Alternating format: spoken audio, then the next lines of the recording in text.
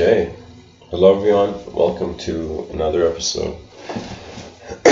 Tonight's episode may include coughing noises, just to share that with the audience.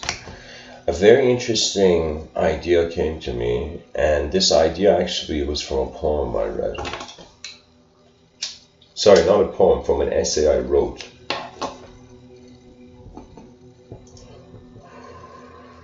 All that is cannot make a mistake.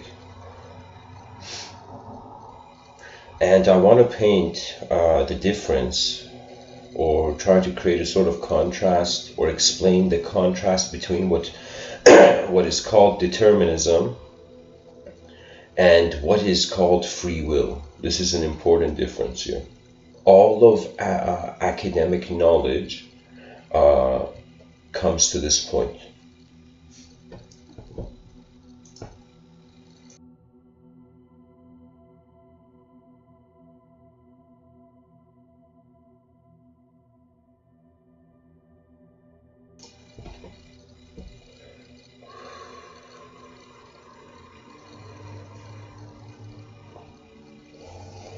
But before I get into the difference between determinism and free will,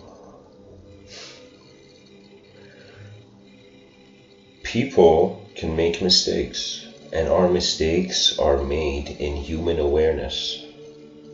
And that human awareness is the collection of all of our sights. And so a person can make a mistake in regards to their past. Let's say you make a promise and you don't hold that promise. That's in some sense making a mistake to your past.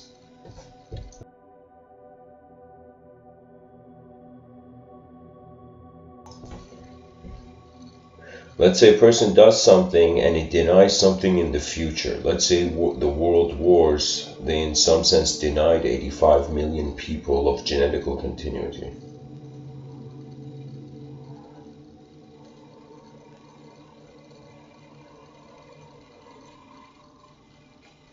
So, in human eyes, we make human mistakes in a human context. But if we were to say, can the universe make a mistake? Now, the mistake, the concept of the mistake, this consequence of action, it's as if what has an identity, then verbs and nouns apply. That means something has to be a noun before we can comprehend it as a verb. To comprehend a verb through nouns is impossible.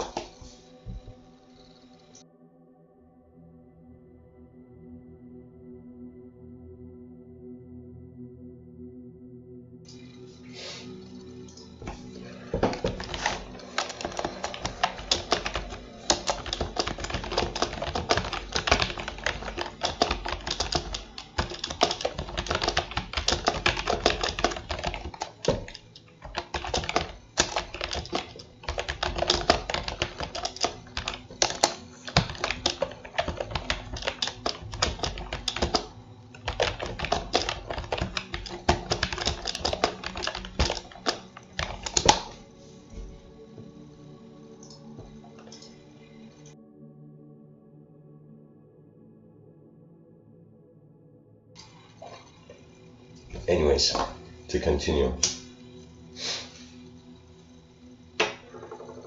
The universe can't make a mistake.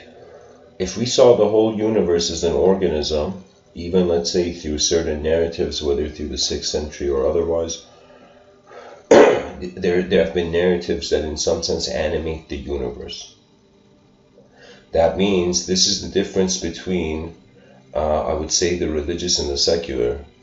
The religious see the universe as a person.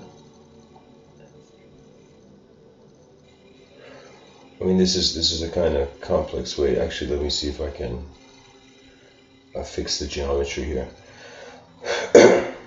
In one angle, you're not in the room.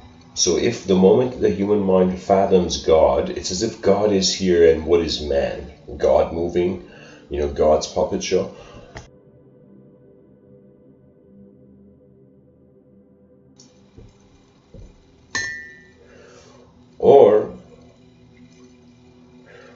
man is in the room, then God. That means God could only be conceived when we could conceive of our own individualism. That means imagine the sacred, let's say, as it is treated, the revelatory texts of religions. Imagine they had come at a time where nobody would speak, nobody had an identity, right? And imagine it hadn't come through a sort of messenger. It had come through just a book had teleported out of nowhere. If a book had teleported out of nowhere and we didn't know language, we couldn't read it. There had to be a sort of cultural dimension. And this is what I feel is the most bizarre thing about how religious thought is moving in the realm. Because religion is an instruction through language, language is a cultural fabrication. That means when you go back in early times, what was it? It was pretty quiet and people were just being creatures. You know, then these creatures noticed themselves, then these creatures began communicating. They began becoming real to each other, you know, through their noise, through their speech, through their sharing.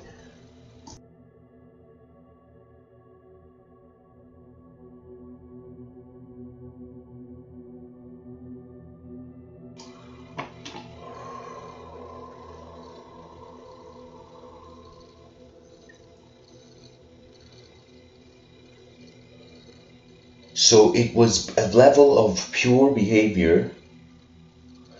I shouldn't say pure behavior because who knows? Who knows if we had a more evolved mind in another dimension? You know, who knows? In a, let's say, consecutive dimension. Or a pre-consecutive, I don't know.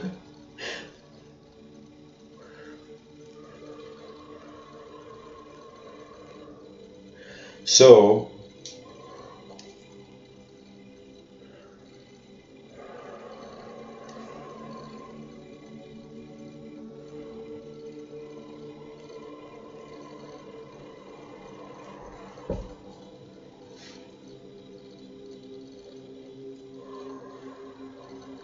a level of behavior, then a level of pinpointing behavior in the space-time continuum. That means if people notice the concept of time, they're like, okay, yeah, time goes forth, but the concept, or should I mean, I kind of messed it up, but like, what I'm trying to say is like the word time is not in time. That means before we created the word time, what time was it? Before we had that concept, because time was a discovery. We discovered this, in some sense, the sun, the earth moving around the sun. That discovery is our time. And it's not just that, it's also this common sense view that we're some material phenomenon changing in space. And how does this changing matter in space pinpoint itself when it's conscious? Through memory. And what is memory? Event recording. That means we can't ignore how our eyes are like a camera, and when we remember something, it's literally like the camera remembering, you know, a recorded file. Like, it's ridiculous. And believe it or not, it's not just that. Any context you give to the mind, you can imbue it. So imagine a young child holds a teddy bear, and the parents like, oh, look at this child, you know, playing with toys. But that child is making that teddy bear its best friend. And the parents don't even know what a complex event is taking place in the child's mind. The child is literally playing with an object, you know. That means the concept of playing doesn't make sense. Yet our whole civilization seeks it.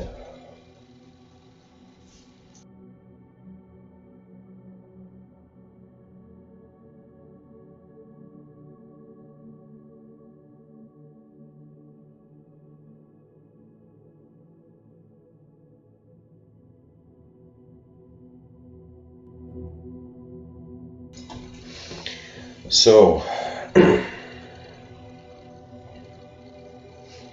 just to say that the language we use to fixate truth in a changing world emerged from a body language, a behavioral language. And so when it comes to even psychology, we are looking at it from 3 dimensions. These were the 3 major factors I want to share as soon as I find.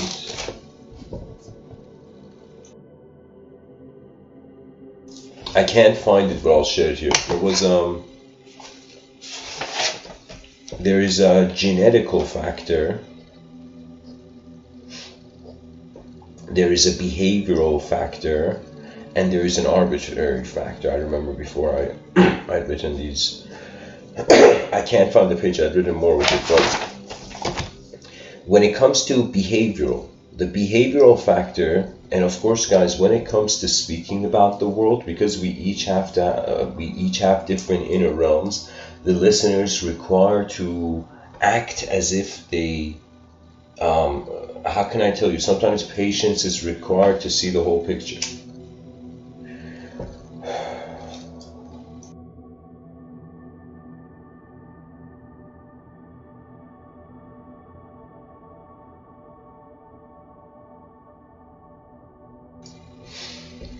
The behavioral component suggests to where our behavior comes from, which is society.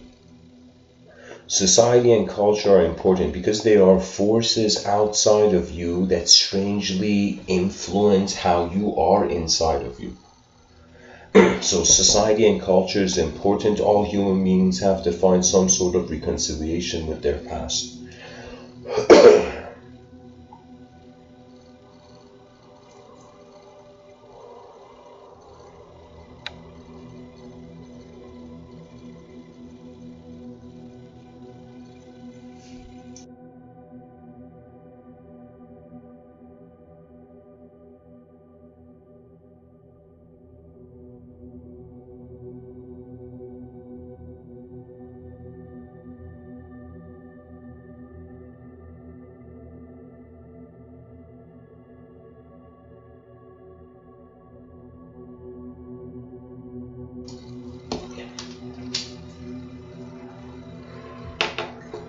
The behavioral doesn't just go beyond culture. I mean, it does go through culture, but if you imagine there was no culture at first, it would just be spontaneous behavior, even being the source of our a sort of influence, you know. Or you can even go way back before societies and cultures. What was influencing our behavior? Earth, the forest, nature, environment. So the environment, the culture is like the more updated environment. Then we have our genetics, okay? This is the genetical factor. And I guess I should have said this. When it comes to determinism, I've written 3 major factors to determinism. That means when we look at determinism, I feel that these 3 angles are always present.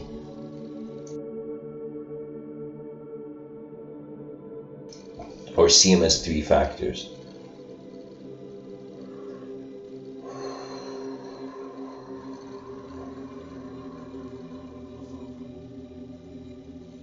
The behavioral is how the world is influencing what you are. The world is the cause, is causing what you are. Oh yeah, and I forgot to say, determinism means it's what's the term? Pretty much it's cause and effect. But I'll read the exact term here. It says determinism is the philosophical view that all events are determined completely by previously existing causes. That means human beings, they open their eyes on this planet, creatures open their eyes and they're like, oh, whoa, what is this? You know, and so we realize that our actions have a karma. By the nature of realizing karma, we also realize there's a cause. And the freaky thing about the idea of a cause is that if you're the effect, what is the cause? You know, the mystery is, it becomes like a, unspeakable mystery.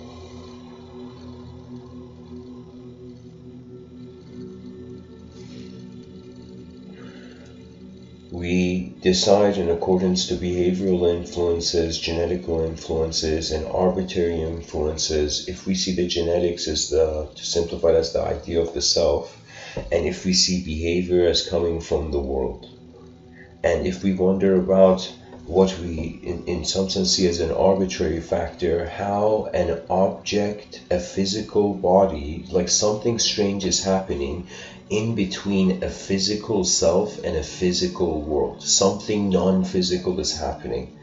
It's as if a small physical self is a mystery, a question mark is sandwiched between a small physical self and a giant physical world. And somewhere in between this relationship of the big and the small, human psychology has emerged.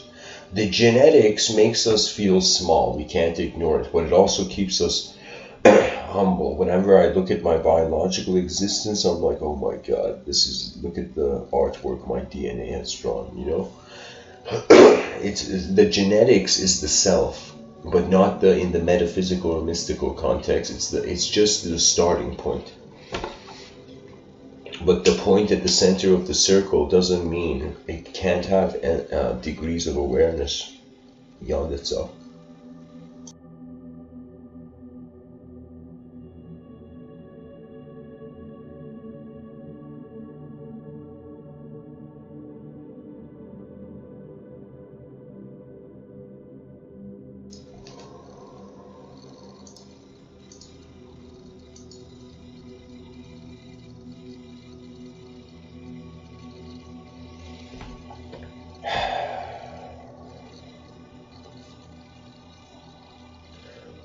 The world is the potential of our mind.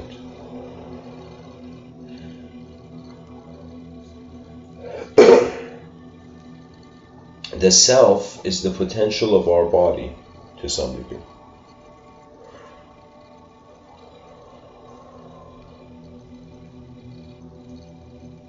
And the soul is the potential of the mind and body. In other words, the world and self. That means an unknown witness will recognize that when you are unknown, there is no concept. All those people who have gone towards Advaita and yoga and non-duality, you have dehumanized, and that's how you're meeting the unknown. That means any human being can, for a moment, just concentrate out of the idea of the human being and feel like they're everything.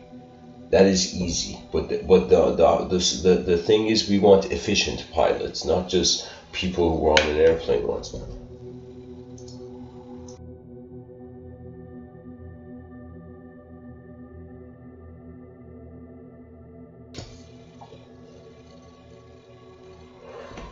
So, determinism, there is no free will, there was something before it, right? And because free will pertains to the embodiment, to the born body, that means it's like you don't see, scientists and arguing with philosophers, we don't see like people wondering about before if they had free will before they were born.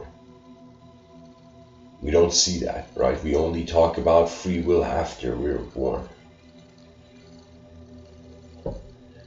So we don't have a choice until we are a shape that can choose. So we are left to determinism, because that is the strategy of a shape. A shape's like, how did I become this shape? And there we go. It's finding, it's determinism. There is a distinction between determinism and self-determinism, that term. Self-determinism is a suggestion it's kind of like using your free will for your determinism.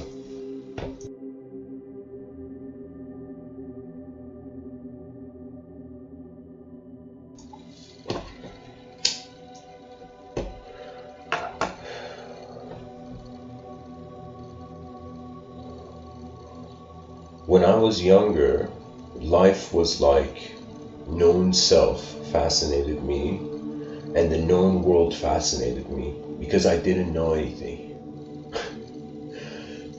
But I will tell you now, for me, the moment I stepped out of the linguistic simulation, I flew beyond the clouds of abstraction. That means, this is what happens. You start off as the body, as a presence in a material body. As your mind's life activates, you start noticing that what is authorized for a mind is not the same as what is authorized for a body. That means my body, it's limited to the laws of nature, gravity, but in my inner realms, do you know how many buildings I've run up? You know, so the inner realms allow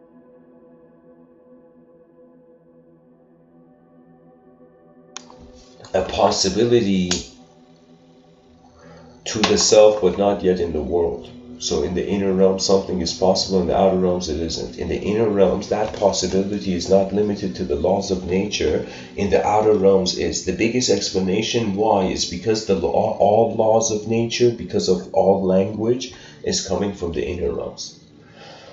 That means the knowledge of our species has come to a position where either all that we have known is imagination. That means either reality was imagined, we come to terms with that truth, or in all imagination is reality. I'm telling you. These are the two options. And so those people who become conscious of this, because how can you discriminate? Some things in life, it's strange. It's like regardless of what even the free will has to do, the world has to do. It's like we don't realize it, but all our bodies are working as a team with nature.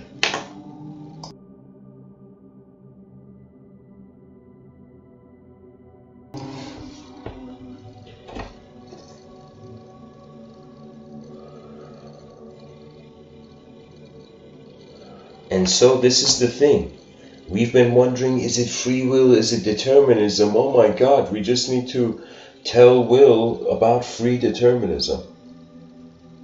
That means it is true. Let's say in the outer realms, it's deterministic, okay? There was, so many events happened before I was born that the society is as it is now. So that means when I look at the meaning in life, it's deterministic. Previous causes were necessary. Sometimes if you want to find the meaning of life, you have to go back to either the original cause of meaning in your moment, or you have to go to the farthest edges, to the inconceivable edge.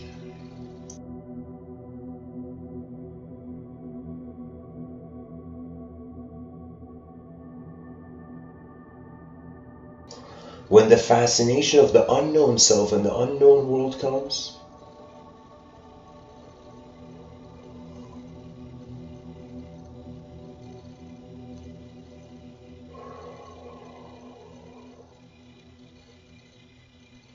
it's like a noun evolves into a verb, and so your truths become like a verb. That means if you thought you were finite, you're like, wait a minute, how do I know I'm the finite? You notice the infinite.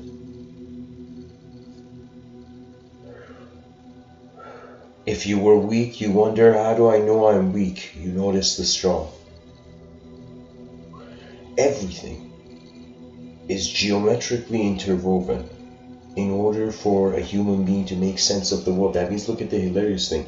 We're trying to understand the world we're in, but we don't realize, because we have one brain that is generating a tunnel of sight, we are only getting to see our tunnel.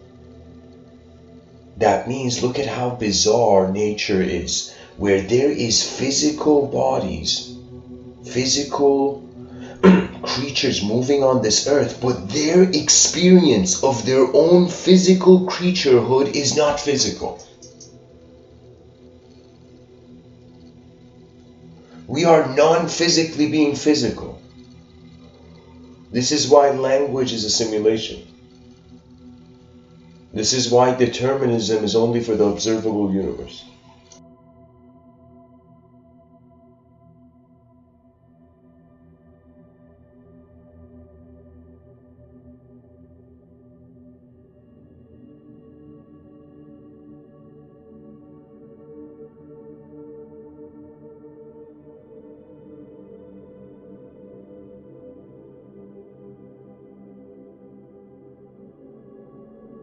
Imagine, or let me tell you, imagine Superman suddenly decided he wanted to change his life. And so he went to India, grew a beard, dressed the part, and went, excuse me.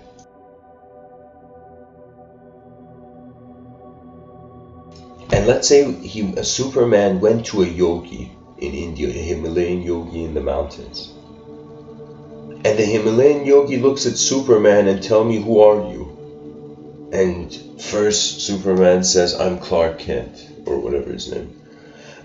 And the yogi says, no, tell me, who are you? The yogi, after saying,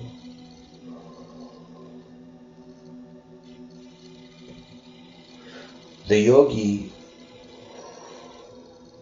says, who are you? And Superman says, beyond Superman, I don't know.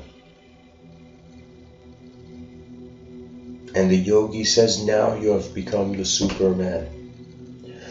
When you as a creature don't fear the space-time continuum, not only does your karma change, but you also access your intelligence.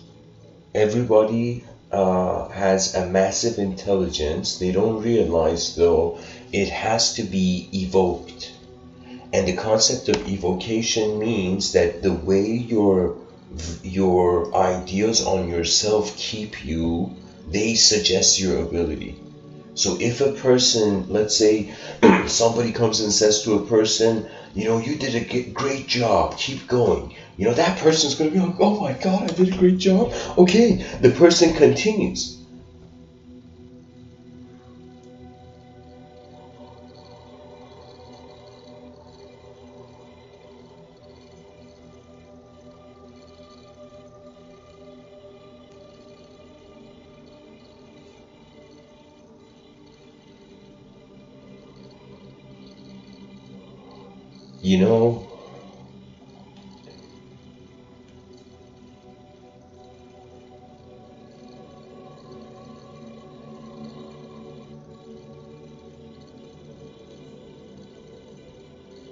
We don't know enough to be fighting over truth as a species, which makes language worship and language worships, in some sense, be meaningless. The species right now is in an exploration phase. We are acting like we are done being explorers and we figured it out, and it's okay that 8 billion human beings are not all being explorers. We should all be explorers. We should create a civilization where the value of a person's life is in how far their species can see. So that means there's no discrimination, but there is a conscious effort to calibrate to not the highest ideal. That means enough IKEA catalog strategy to reality. That means truth can't be found in books. Usually truth writes them, though.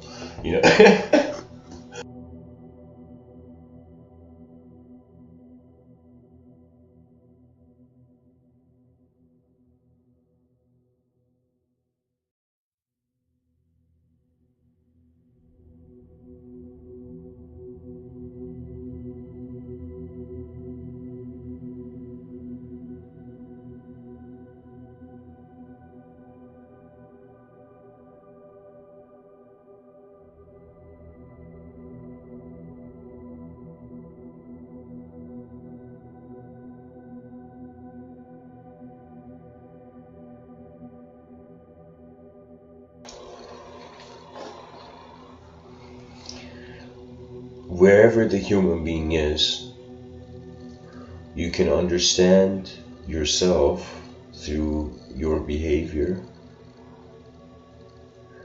through how the genetics are happening or active. Think of it as if you're a pilot and you're checking these things, You're checking how you're a self in the world. How you're a self in the world.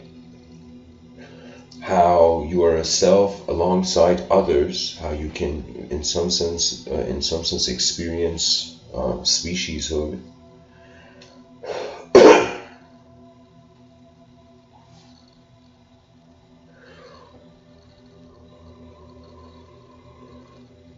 Self-communication, world communication,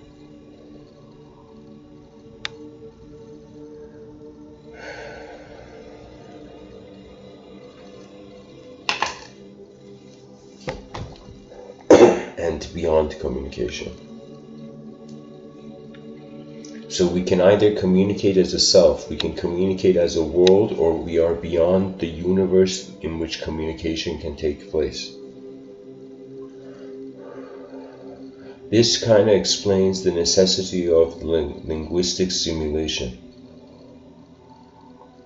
That means human beings have never, even though physically we're on the same planet, but we have never conceptually been on the same planet.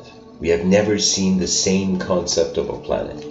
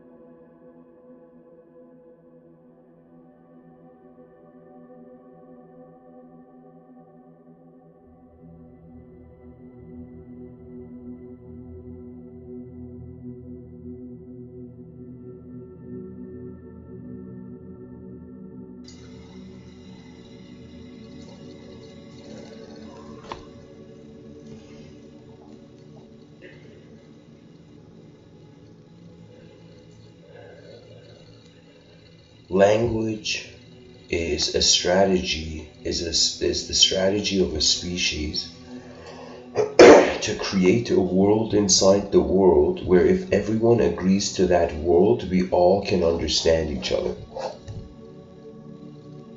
Language is a dimension inside a dimension.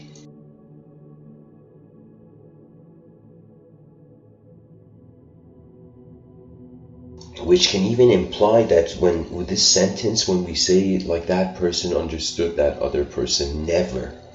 That concept can never take place. Because two different moments of consciousness are occupying different points in the space-time continuum, no human being can understand the other. At least in the way we are now. In the future, who knows what's going to happen. That means that literally there is no who.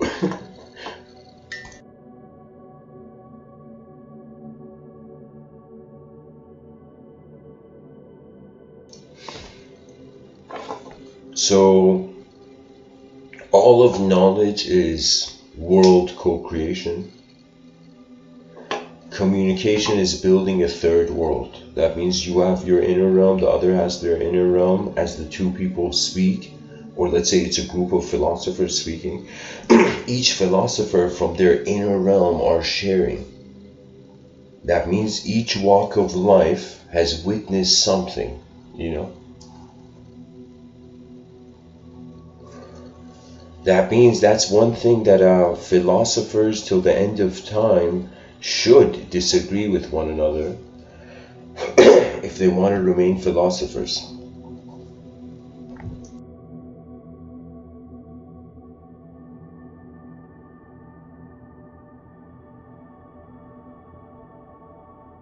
That means if everybody had the same philosophy, there would be no other. That means I feel an ideological system that has to dictate behavior is a cop-out. It's an escapism from the real deal.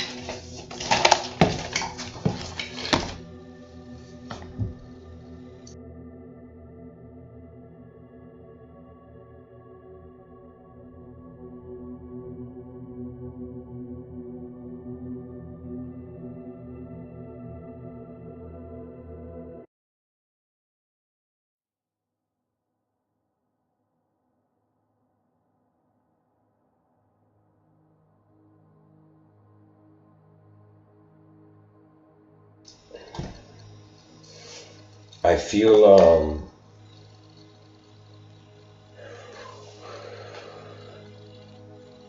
I always feel I feel too much, but I would say whatever life a human being lives, there's a lighthouse in the distance that is calling every ship, every pilot.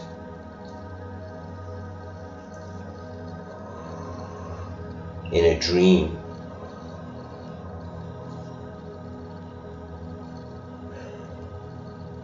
I saw literally just the sky, and there was a highway of stars. There was literally, like, imagine seeing stars at night. Now imagine the stars are moving. Then you suddenly notice that is in some sense ships that are moving.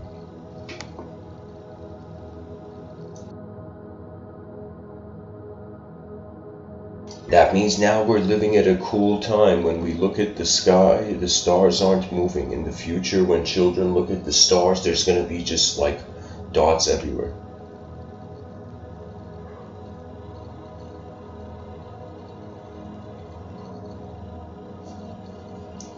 Bodhidharma, the Zen patriarch, some dude that was bewildered came to him, and he's like, Bodhidharma, help me.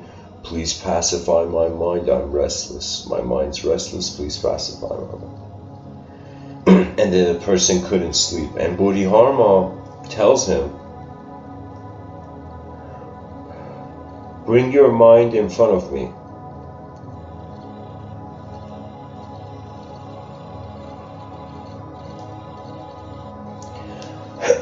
And I'll pacify it.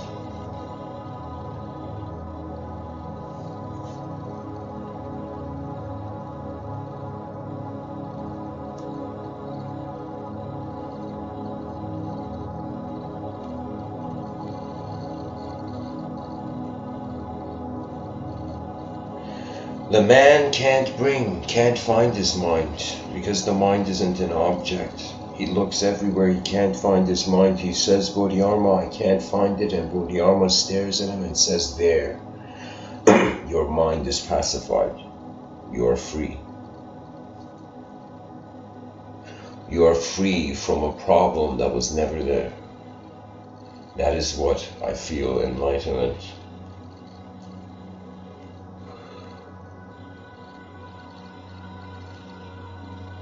can stand up to. There's so many stories of human beings. There's so many ways people have lived. There's so many ways human beings have made mistakes, and there's so many correct things human beings have done.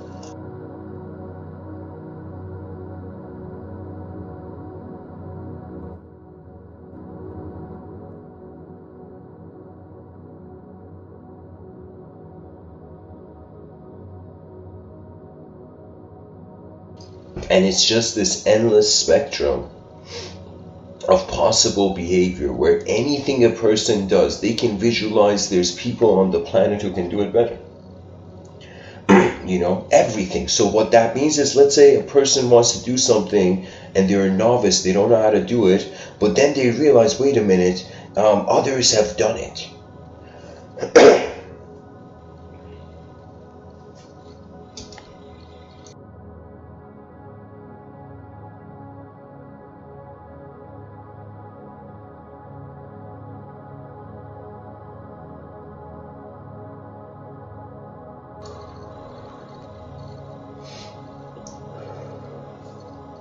It's as if once you find the mountain, the only thing left is to climb it. Once you abide by your true nature, the only thing left is not to live life, is to be the life in the living.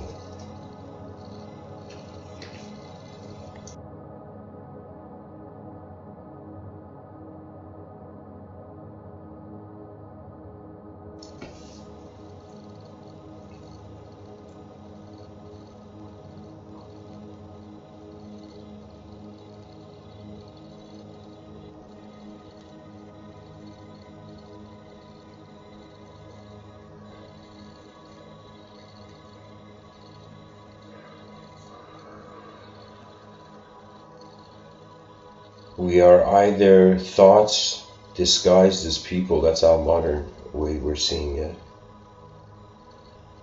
And so the thinker is not a thought. And this is where modern culture and language can't take us any further.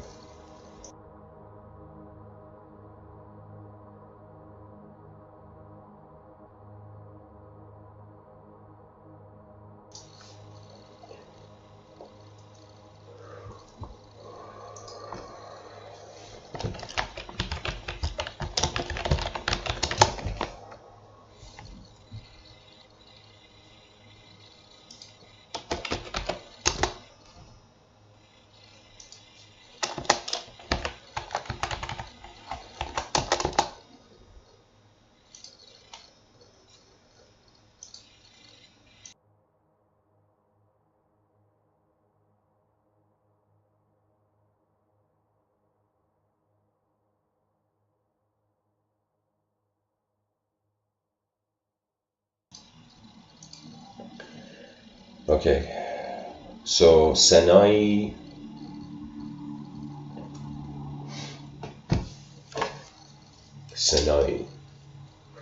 he's a poet, and he's this Persian poet from back in the day. He's like similar to the likes of Hafiz, Rumi, Attar, Sadi.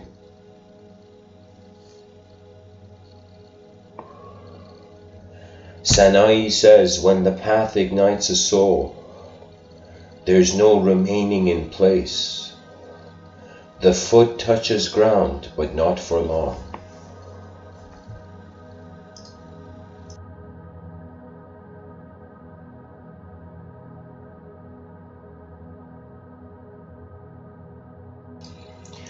Sanai says, while reason is still tracking down the secret, you end your quest on the open field of love. Knowing what you know, be serene also, like a mountain, and do not be distressed by misfortune. Knowledge without serenity is an unlit candle. Together they are honeycomb. Honey without wax is a noble thing. Wax without honey is only fit for burning.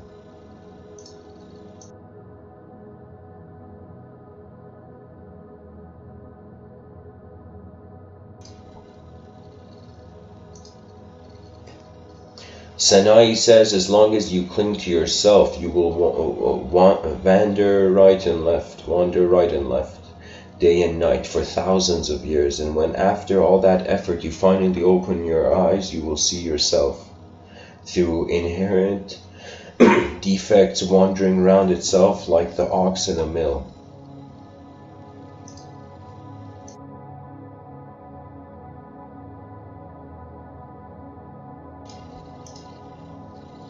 But if once freed of yourself, you finally get down to work, this door will open to you within 2 minutes.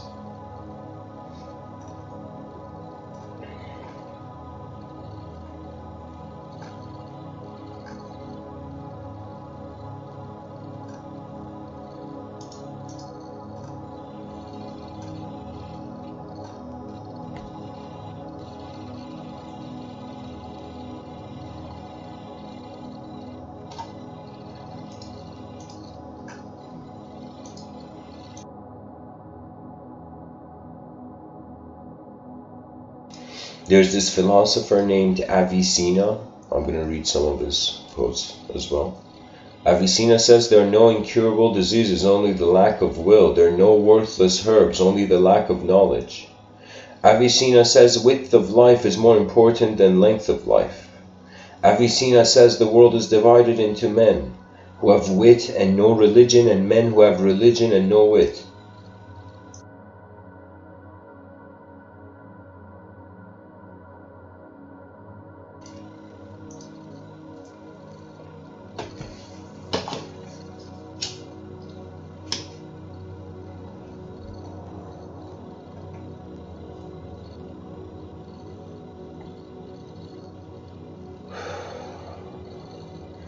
Avicenna says the knowledge of anything, since all things have causes, is not acquired or complete unless it is known by its causes.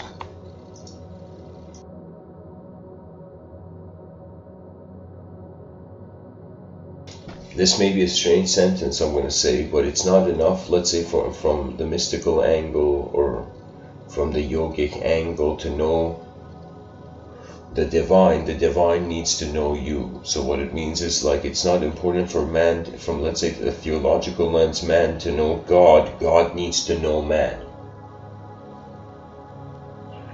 That means just think of an inventor, okay? An inventor creates an invention, let's say a robot, and then just sees what it is, right? Wants the robot to act in accordance to its own will so the inventor can update its notes.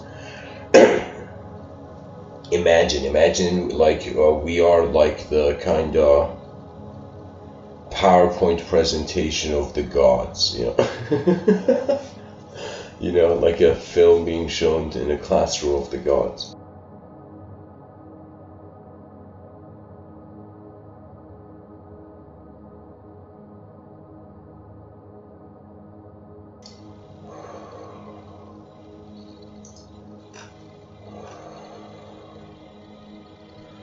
Avicenna says, the more brilliant the lightning, the quicker it disappears. And by the way, his name is Ibn Sina, and Ibn Sina means like the son of Sina. But anyways, Avicenna says God, the Supreme Being, is neither circumscribed by space nor touched by time. He cannot be found in a particular direction, and his essence cannot change. The secret conversation is thus entirely spiritual. It is a direct encounter between God and the soul, abstracted from all material constraints.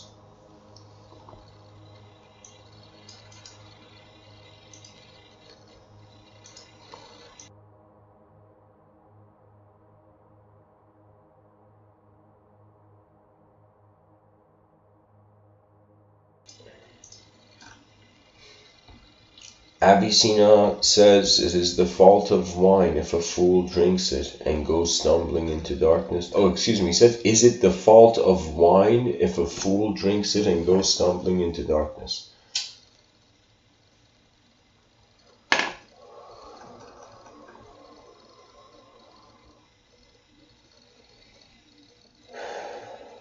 Avicenna says medicine is the science by which we learn the various states of the human body in health and when not in health, and the means by which health is likely to be lost and when lost is likely to be restored back to health. In other words, it is the art whereby health is conserved and the art whereby it is restored after being lost. While some divide medicine into a theoretical and practical applied science, others may assume that it is only theoretical because they see it as a pure science.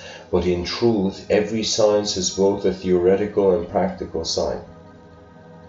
Avicenna says, I prefer a short life with width to a narrow one with length. Okay, geometry's getting out of control there. Anyways, Avicenna is saying, when you do not know the nature of the malady, leave it to nature. Do not strive to hasten matters, for either nature will bring about the cure, or it will itself reveal clearly what the malady really is. Okay. Avicenna says the different sorts of madness are innumerable. That means this philosopher from the year 980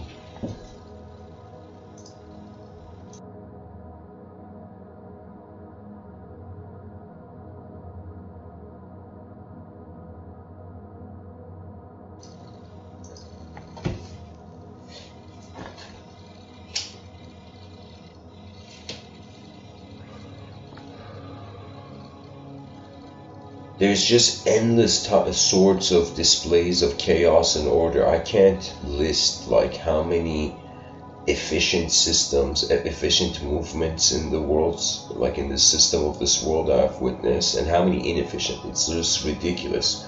It's like creative either way. The person looks at something, a chaotic activity they've never seen before, and an ordered activity they've never seen before, and they both have a value regardless of whether the person likes chaos or order.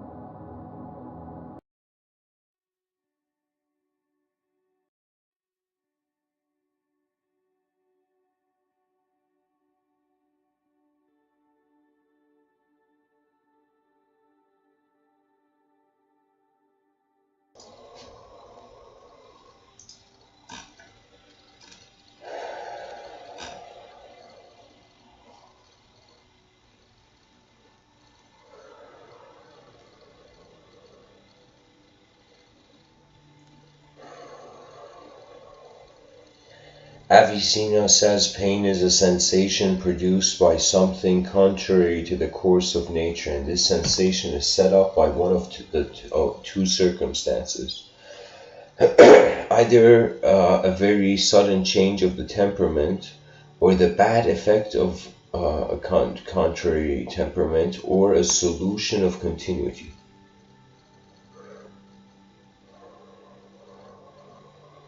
So either a very sudden change of the temperament or a solution of continuity.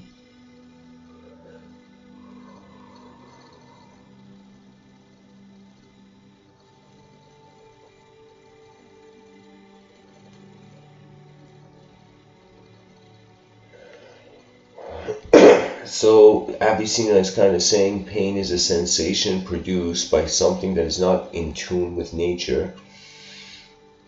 And the reason it goes off tune is because either there's a very sudden change of the temperament, so the person's nature, there's some sort of turbulence to the plane, or a solution of continuity. So now that second one means some people maybe they need pain to have an identity. So the person has to disconnect their attention, the presence of their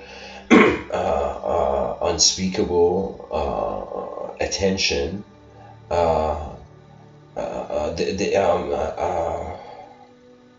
from imagery that no longer serves them. That means, I'll be honest, I've had moments where I've been super blunt with people and said something directly to them, and there's been also moments where I've been super blunt with myself, where I have dismissed the service of a mindset. It's like changing your mind settings, but you change it when you actually notice the unknown. And the unconditional liberates, because it has no more condition to constantly feed.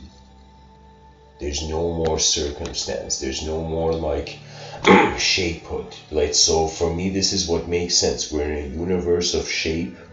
We study the shape, right? And let's say we studied the shape. What else? And that's where the advancement is, right? To surpass all that we know. So really what it is we're stranded on, let's entertain this view, we're stranded on a galactic island, and all we can do is use our tools. That means every known living, and this concept of cherry picking, it's not that, it's literally survival strategy. That means this animal survived to a certain point. Now it started to allow its mind to survive. So the body survives to allow your mind's work to begin, So the body's working so your mind can work. And your mind is working so the world can work. And the world is working because, I don't know, the game of the void and gods, That means for me it's very hard to say if the void is a being or not.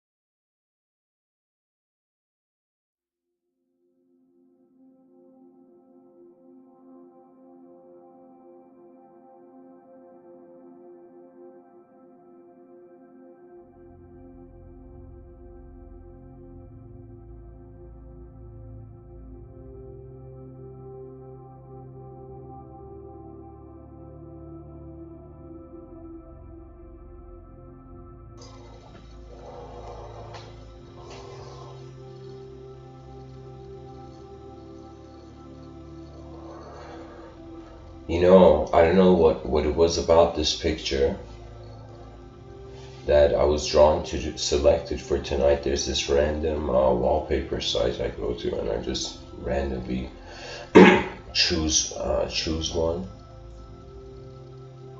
And I don't know, it's like this is the effort of humanity. This is what our species has done so far. In front of our eyes, geometrical revolution, an effort towards the first historic multidimensional renaissance, a geometric renaissance. That means people realize shape can be anything, but does it need to be? Or can it just, dimensions can be preserved and there's enough room to experience endless types of civilizations on this planet? Behind our eyes, our language, our speech, our memories. That means I don't know how many people honor their memories, but I honor the content in my inner realms because it has come to me. That means imagine you're going about your day and suddenly a thought comes. That thought comes, most people are like, oh my god, a thought, you know, just a random thought. But they don't realize, for me, that's like something of the overall moment. Suddenly some unknown variable entered the known sphere of the moment. And then what happens in the honor is that you begin comprehending the presence of nature. It is everywhere, and that is why it's also in nowhere.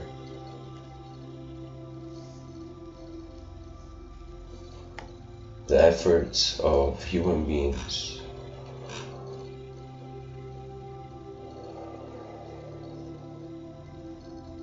to free themselves to themselves.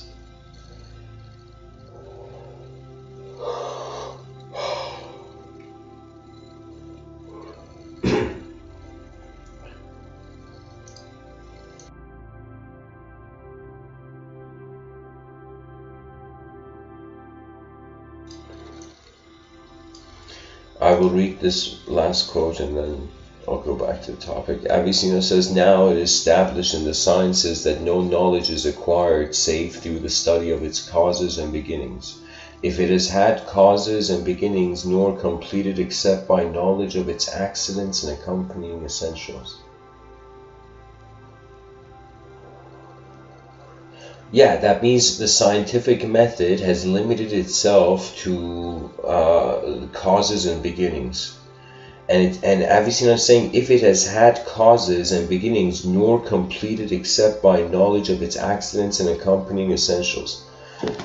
That means, so this is the mentality, I guess, of the what Avicenna, this philosopher, is saying back in the day of the scientific vision.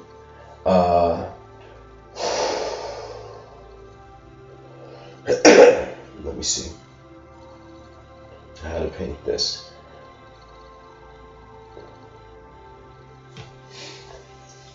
It's as if we're saying right now everything we see is an effect of something. So we're like, okay, let's see what the cause was. We go towards the cause. We're trying to reverse engineer through all that we know towards the origin of all reality, of truth. I mean, who doesn't want to know what truth is while you're here for a little while? I mean, it's the coolest thing to do. I mean, to get to see what it was all about and to see that the direct experience surpasses the indirect conception of it.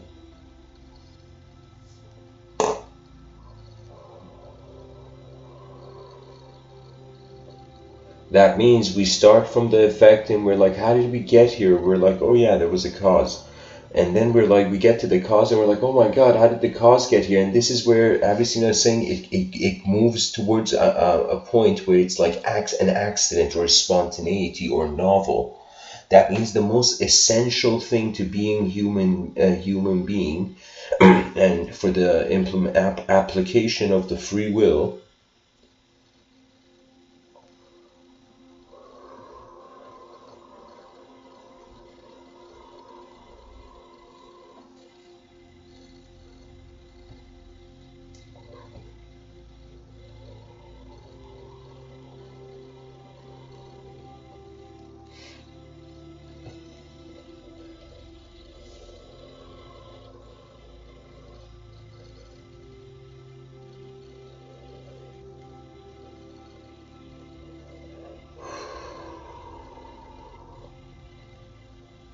without the unknown moving the known, which is novelty, spontaneity, creativity, animation. All these words are dependent on something sparking from the unknown, just like how we spark fire. Imagine, you know.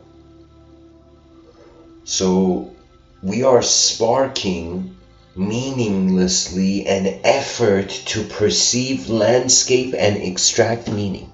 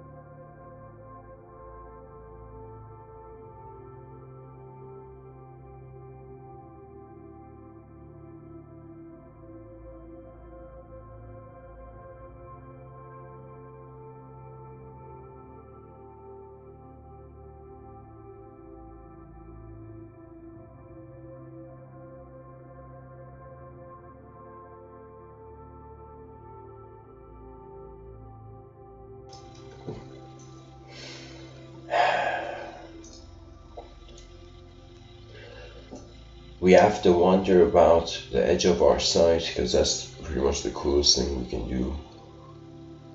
Upon doing this, then there has to come from observance. Like, so once you've observed, then it becomes action, usually some sort of action.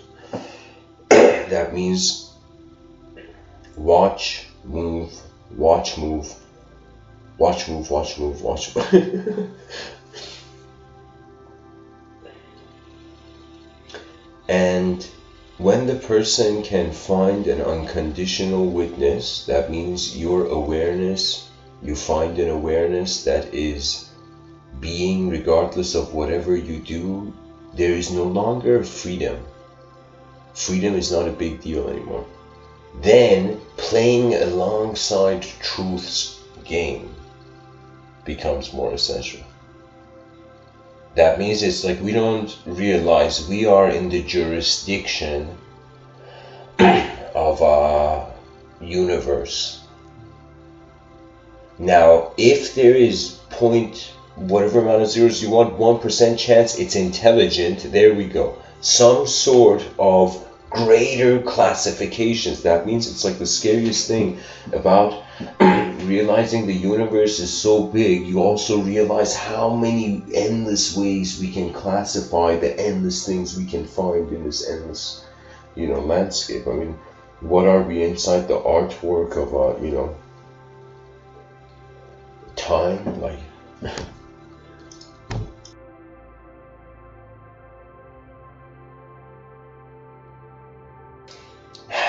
anyways, I'll go over the three major factors one more time and I'll end it off.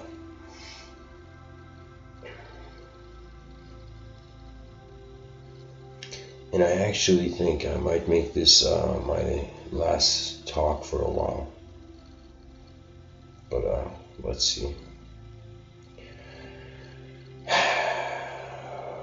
Prioritizing where your attention goes.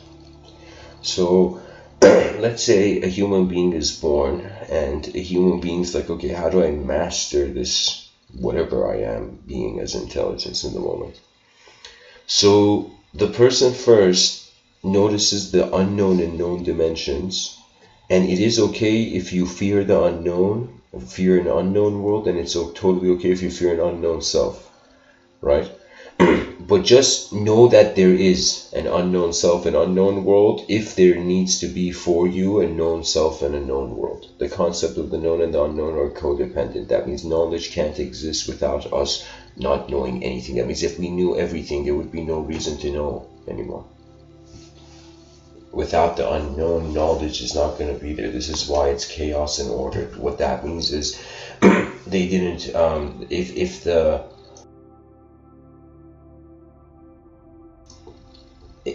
the Batman story, like let's say, followed this yin yang symbol, it would literally mean like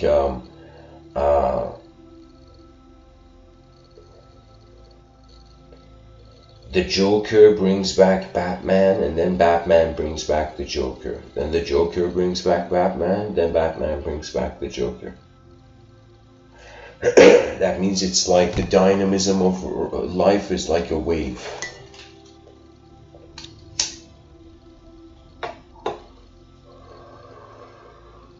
So when it comes to the behavioral factor, behavior, this has to do with culture, this has to do with your own storytelling and story extraction.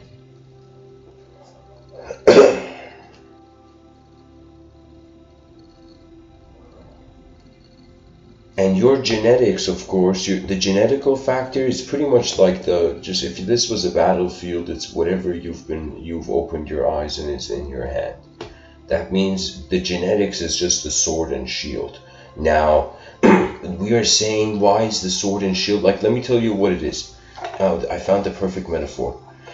Imagine there's a soldier in a battlefield, and the soldier is fighting, but now the soldier stops using it. The soldier has a sword and shield, and the soldier stops using his sword, and he just goes underneath his shield. And so nature is constantly hitting his shield. That means in the battlefield, he's constantly being hit, right? So one's genetics are like what you're given. Oh my God, how do I say it?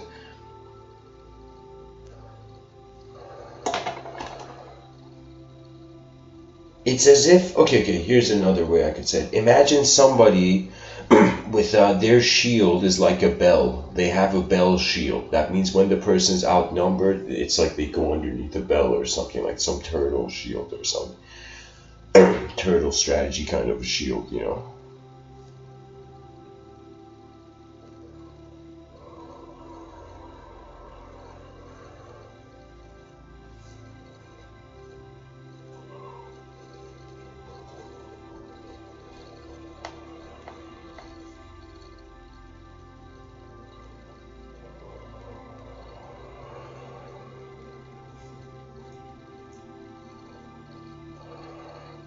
So that person, it's like the modern view is saying, all right, nature is hitting the shield, so the shield's intelligence is only because of nature. That's the materialist angle, you know. But now, imagine that no, the shield, there's a moving force, harboring, dwelling. There's a energetic spirit dwelling. There is a force. I don't know what to call it. I don't know, like in my school of thought of the soul goes beyond personhood. It goes beyond, it's selfless. That means no longer the person is looking for truth, because if you're looking for truth, it's a specification. This world is a giant general consideration. That means it's as if it's like I can't even understand people seeking truth if it's something they're seeking, right? Because it's such a giant thing. How does a tiny bit of information be a solution to this massive giant river, you know? And so the best strategy that drops have before they evaporate is to become a river. And the river is the effort towards the advanced civilization, which will be the ocean, which will be pretty much the greatest backup system of history ever known. It's going to be, history's literally going to write it like, you know, its own backup system.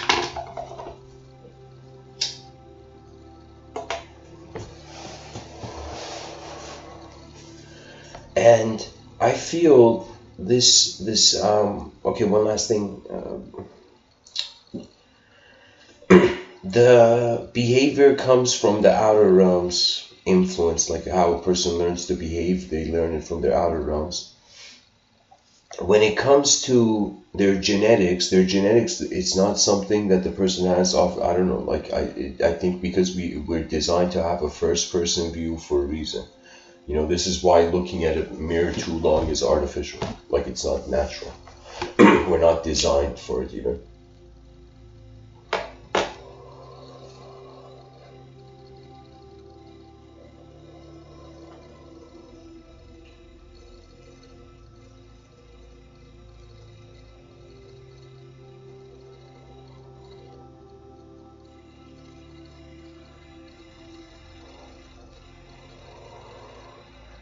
A person can fear in endless contexts. They can fear who they were, who they will be, who they are now. There's endless things to fear. You can fear your absence, your fullness. You know, you can fear your victory. You know, there's some people on the planet who feel they don't deserve their greater eyes. You know, that's a whole thing that needs to be dealt with. And so, if one realizes all that is in the realm cannot make a mistake, we are that which makes a mistake is the tip of the iceberg. All that is cannot make a mistake. It just is. That means truth is. That's it.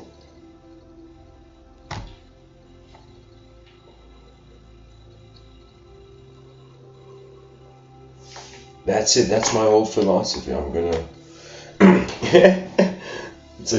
It's like where is truth? It just is. There is no location. The where is unnecessary. Truth is.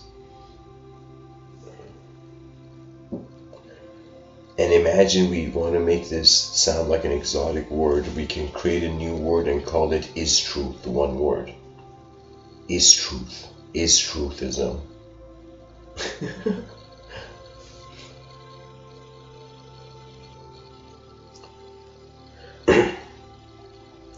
Imagine in the future is truthists walk around. Anyways, guys, just open your eyes and you won't miss out on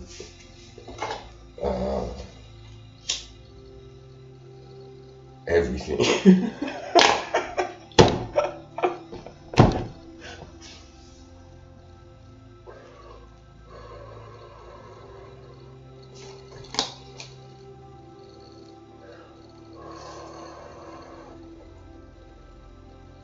There is a greater mysterious presence to the universe.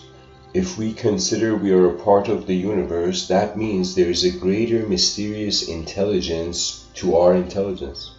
That means it doesn't matter, you know, whatever sort of intelligent measurement we have, measurement of intelligence we create, there is a greater mystery. Never forget it. Thanks for listening. I'll be on Discord for those interested. Namaste.